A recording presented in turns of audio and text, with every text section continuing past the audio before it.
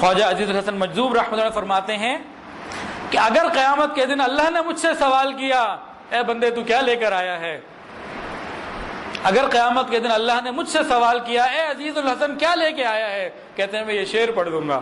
وہ کیا شعر ہے؟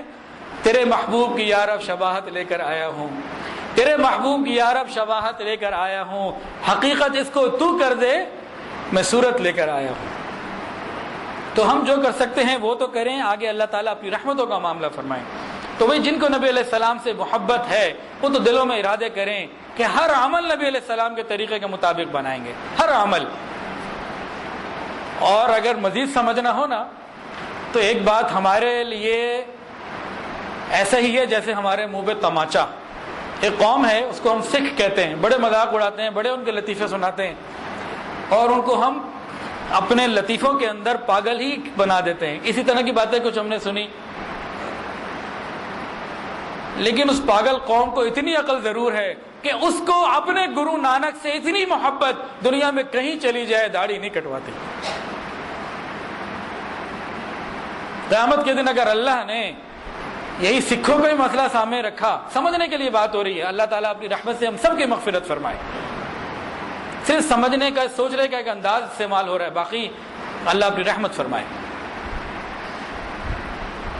یہی کہہ دیا کہ ان کو تو باطل ہوتے ہوئے، اللہ اور اس کے نبی کا دشمن ہوتے ہوئے اپنے بڑے سے اتنا تعلق تھا کہ اس کے چہرے کے جیسے اپنے چہرے کو رکھا۔ تم تو کلمہ پڑھنے والے، دعویٰ کرنے والے سے بتاؤ تمہارا کیا معاملہ ہوا؟ یہ صرف سوچنے کے لیے ایک فوڈ آف تھاٹ دیا جا رہا ہے، سوچنے کے لیے ایک اینگل دیا جا رہا ہے بس، کہ شاید ہمارے دلوں میں آج بات اتر جائے۔ ایک صاحب کسی اللہ والے کے پاس حاضر ہوئے، کیا جی آپ داڑھی کا کہتے ہیں، تو داڑھی تو فطرت نہیں ہے، اگر فطرت ہوتی تو جب بچہ پیدا ہوا تھا تو اسی وقت ہونی چاہیے تھی، یہ تو بعد کی چیز ہے، شروع کی تو نہیں۔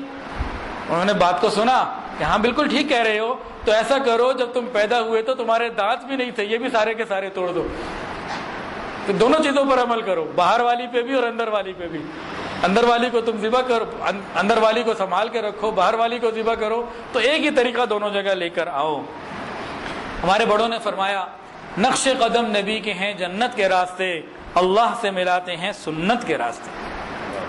اور حدیث مبارکہ نبی علیہ السلام نے ارشاد فرمایا من تشبہ بقوم فہو منہم، جو جس سے مشابہت اختیار کرے گا انہی میں سے شمار کیا جائے گا۔ تو ہم کن سے مشابہت اختیار کرنا چاہتے ہیں؟ اللہ والوں سے یا اللہ کے دشمنوں سے؟ یہ ہم خود اس کو محسوس کر لیں۔ اب ذرا غور کریں، اسلام ایک کامل مذہب ہے۔ جس طرح یہ عبادات کے اندر کسی اور مذہب کی کوئی بات نہیں مانتا، اپنی مستقل دلائل اور اپنی مستقل عبادات رکھتا ہے، اسی طرح معاشرہ عادات اور تمام چیزوں میں اپنے اصول مکمل رکھتا ہے۔ دیکھیں دنیا میں کسی حکومت میں یہ جائز نہیں کہ اس کی سلطنت کی فوج دشمنوں کی وردیاں پہن کر آئے۔ اگر کوئی پاکستانی فوجی کسی دشمن ملک کی فوج کی وردی پہن کر آ جائے اور کہے جی اندر سے میں بڑا ٹھیک ہوں، اندر سے پاکستانی ہوں، اس کو کوئی قبول کرے گا؟ یہ کہا جائے گا تو دشمن کے روپ میں آیا ہے۔ تو بالکل یہی معاملہ روپ کا، ایک روپ ہے اللہ والوں کا اور ایک روپ ہے انبیاء کا اور ایک روپ ہے دشمنوں کا، مشرکین کا۔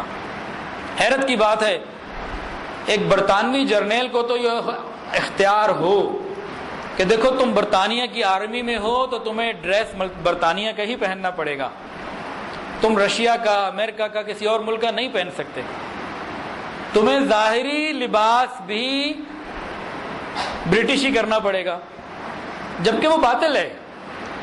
تو کیا رسول اللہ صلی اللہ علیہ وسلم کو اتنا اختیار نہیں تھا کہ وہ اپنے امتیوں کو کہتے کہ میرے طریقے پہ رہنا، میرے لباس پہ رہنا، میرے انداز پہ رہنا؟ یاد رکھیں اسلام نور ہے اور کفر ظلمت ہے، اسلام حق ہے اور کفر باطل ہے، اسلام حسن ہے اور کفر بدصورتی ہے، اسلام روز روشن کی طرح روشن ہے اور کفر اندھیری رات کی طرح ہے، اسلام عزت ہے اور کفر ذلت ہے۔ لہذا اسلام اپنے ماننے والوں کو عزتیں دینا چاہتا ہے، باطل کا لباس پہننے اور ان کی ہی شکل بنانے کی اجازت نہیں دیتا۔